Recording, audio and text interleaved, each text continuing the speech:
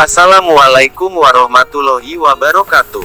Alhamdulillahirobbil alamin wassalatu wassalamu ala khotamil anbiya wal mursalin sayyidina wa maulana Muhammadin wa ala alihi wa sahbihi ajmain.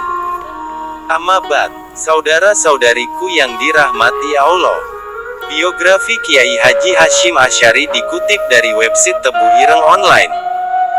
Kiai Haji Hasyim Asy'ari memiliki nama lengkap Muhammad Hasyim bin Asy'ari bin Abdul Wahid bin Abdul Halim atau yang populer dengan nama Pangeran Benawa bin Abdul Rahman yang juga dikenal dengan julukan Jaka Tingkir, Sultan Hadiwijaya bin Abdullah bin Abdul Aziz bin Abdul Fattah bin Maulana Ishaq bin Ainul Yakin yang populer dengan sebutan Sunan Giri. Sementara dari jalur ibu adalah Muhammad Hasyim binti Halimah binti Lainah binti Sihab bin Abdul Jabbar bin Ahmad bin Pangeran Sambo bin Pangeran Benawa bin Jaka Tingkir atau juga dikenal dengan nama Mas Karebet bin Lembu Peteng Prabu Brawijaya. 6. Penyebutan pertama menunjuk pada silsilah keturunan dari jalur bapak, sedangkan yang kedua dari jalur ibu. Ditilik dari dua silsilah di atas, Kiai Hasyim Asy'ari mewakili dua tras sekaligus, yaitu bangsawan Jawa, dan elit agama Islam.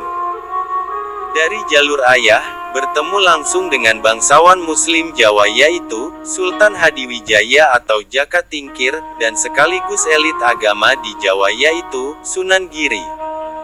Sementara dari jalur ibu, masih keturunan langsung Raja Brawijaya ke-6 yaitu, Lembu Peteng, yang berlatar belakang bangsawan Hindu Jawa. Kiai Hasyim dilahirkan dari pasangan Kiai Asy'ari dan Nyai Halimah pada hari Selasa Kliwon tanggal 14 Februari tahun 1871 Masehi atau bertepatan dengan 12 Zulkadah tahun 1287 Hijriyah. Tempat kelahiran beliau berada di sekitar 2 km ke arah utara dari kota Jombang, tepatnya di pesantren Gedang. Gedang sendiri merupakan salah satu dusun yang terletak di Desa Tambakrejo, Kecamatan Jombang.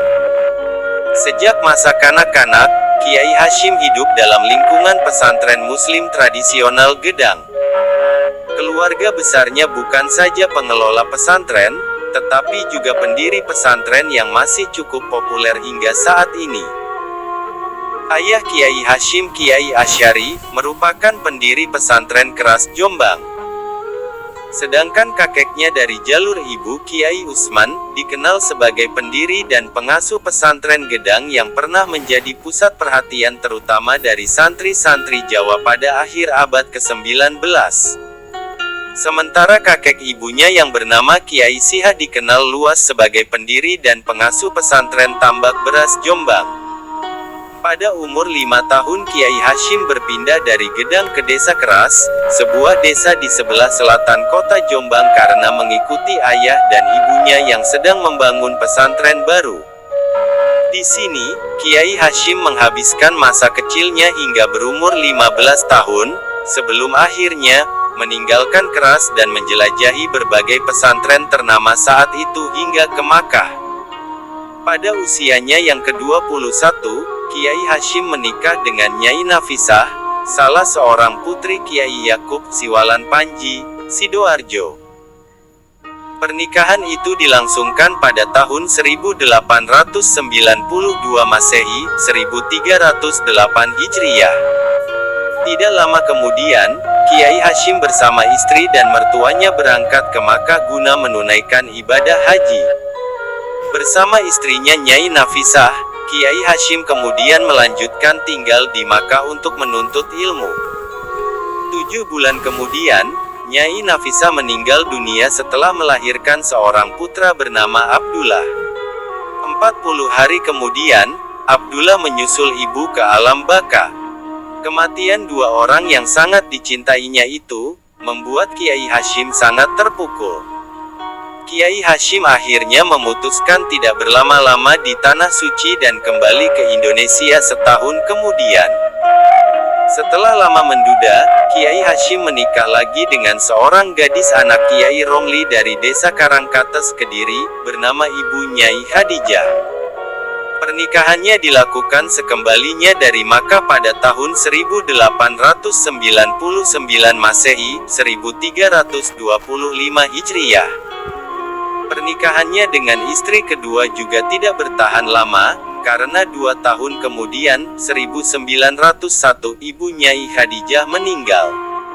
Untuk ketiga kalinya, Kiai Hashim menikah lagi dengan perempuan nama Nafikah, putri Kiai Ilyas, pengasuh pesantren Sewulan Madiun. Dan mendapatkan 10 orang anak, yaitu, Hana, Khoiriyah, Aisyah, Azah, Abdul Wahid, Abdul Hakim, Abdul Karim, Ubaidillah, Masurah, dan Muhammad Yusuf. Perkawinan Kiai Hashim dengan Ibu Nyai Nafikah juga berhenti di tengah jalan, karena Ibu Nyai Nafikah meninggal dunia pada tahun 1920 Masehi. Sepeninggal Nyai Nafikah, Kiai Hashim memutuskan menikah lagi dengan Bu Nyai Masrurah, putri Kiai Hasan yang juga pengasuh pesantren Kapurejo, Pagu Kediri. Dari hasil perkawinan keempatnya ini, Kiai Hashim memiliki 4 orang anak, Abdul Qadir, Fatimah, Khadijah dan Muhammad Yakub. Perkawinan dengan Masrurah ini merupakan perkawinan terakhir bagi Kiai Hashim hingga akhir hayatnya. Riwayat pendidikan Kiai Haji Muhammad Hashim Asy'ari. Kiai Hashim dikenal sebagai tokoh yang haus pengetahuan agama Islam. Untuk mengobati kehausannya itu, Kiai Hashim pergi ke berbagai pondok pesantren terkenal di Jawa Timur saat itu. Tidak hanya itu, Kiai Hashim juga menghabiskan waktu cukup lama untuk mendalami Islam di Tanah Suci, Makkah dan Madinah. Dapat dikatakan, Kiai Hashim termasuk dari sekian santri yang benar-benar secara serius menerapkan falsafah Jawa, luruh ilmu kanthi lelaku, mencari ilmu adalah dengan berkelana atau sambil kelana, mengembara. Karena berlatar belakang keluarga pesantren, Kiai Hashim secara serius dididik dan dibimbing mendalami pengetahuan Islam oleh ayahnya sendiri dalam jangka yang cukup lama mulai dari anak-anak hingga berumur 15 tahun. Melalui ayahnya, Kiai Hashim mulai mengenal dan mendalami tauhid, tafsir, hadits, bahasa Arab dan bidang kajian Islam lainnya.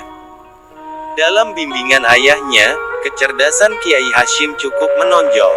Belum genap berumur 13 tahun, Kiai Hashim telah mampu menguasai berbagai bidang kajian Islam dan dipercaya membantu ayahnya mengajar santri yang lebih senior. Belum puas atas pengetahuan yang didapatkan dari ayahnya, Kiai Hashim mulai menjelajahi beberapa pesantren. Mula-mula, Kiai Hashim belajar di pesantren Wonokoyo, Probolinggo, lalu berpindah ke pesantren Langitan, Tuban. Merasa belum cukup, Kiai Hashim melanjutkan pengembaraan intelektualnya ke pesantren Tenggilis, Surabaya, dan kemudian berpindah ke pesantren Kademangan, Bangkalan, yang saat itu diasuh oleh Kiai Kholil. Setelah dari pesantren Kiai Kholil, Kiai Hashim melanjutkan di pesantren Siwalan Panji, Sidoarjo, yang diasuh oleh Kiai Yakub dipandang sebagai 2 tokoh penting yang berkontribusi membentuk kapasitas intelektual Kiai Hashim. Selama 3 tahun Kiai Hashim mendalami berbagai bidang kajian Islam, terutama tata bahasa Arab, sastra, fiqh dan tasawuf kepada Kiai Kholil. Sementara, di bawah bimbingan Kiai Yakub, Kiai Hashim berhasil mendalami tauhid, fiqh, adab, tafsir dan hadits. Atas nasihat Kiai Yakub, Kiai Hashim akhirnya meninggalkan tanah air untuk berguru pada ulama-ulama terkenal di Makkah sambil menunaikan ibadah haji untuk kali kedua. Di Makkah, Kiai Hashim berguru pada Syekh Ahmad Amin Al-Attar, Sayyid Sultan bin Hashim, Sayyid Ahmad bin Hasan Al-Attas, Syekh Said Al-Yamani, Sayyid Alawi bin Ahmad Al-Sakaf, Sayyid Abbas Maliki, Sayyid Abdullah Al-Zawawi, Syekh Salih Bafadal, dan Syekh Sultan Hasim Dagastana, Syekh Suwaib bin Abdurrahman, Syekh Ibrahim Arab, Syekh Rahmatullah, Sayyid Alwi Al-Sakaf, Sayyid Abu Bakar Sata Al-Dimyati, dan Sayyid Husain Al-Habsi yang saat itu menjadi mufti di Makkah. Selain itu, Kiai Hashim juga menimba pengetahuan dari Syekh Ahmad Khatib Minangkabawi, Syekh Nawawi Al-Bantani dan Syekh Mahfuz Al-Tirmisi termas.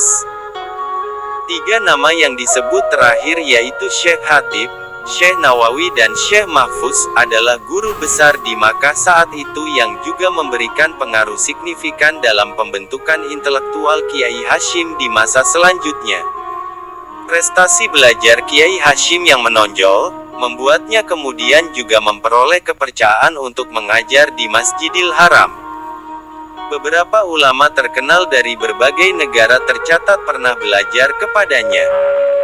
Di antaranya ialah Syekh Sa'dullah Al-Maimani, mufti di Bombay, India, Syekh Umar Hamdan, ahli hadits di Makkah, Al-Sihan Ahmad bin Abdullah, Syria, Kiai Haji Abdul Wahan Casbullah Tambak Beras, Jombang, Kiai Haji Raden Asnawi Kudus, Kiai Haji Dahlan Kudus, Kiai Haji Bisri Syansuri Denanyar, Jombang, dan Kiai Haji Soleh Tayu.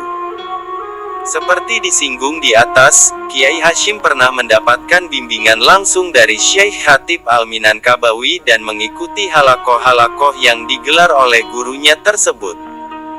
Beberapa sisi tertentu dari pandangan Kiai Hashim, khususnya mengenai tarekat, diduga kuat juga dipengaruhi oleh pemikiran kritis gurunya itu, meskipun pada sisi yang lain Kiai Hashim berbeda dengannya.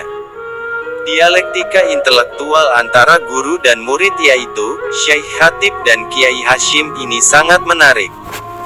Sejak masih di Makkah, Kiai Hashim sudah memiliki ketertarikan tersendiri dengan tarekat. Bahkan Kiai Hashim juga sempat mempelajari dan mendapat ijazah tarekat Qadiriyah wa Naksabandiyah melalui salah satu gurunya yaitu Syekh Mahfuz. Karya-karya Kiai Haji Hashim Asy'ari.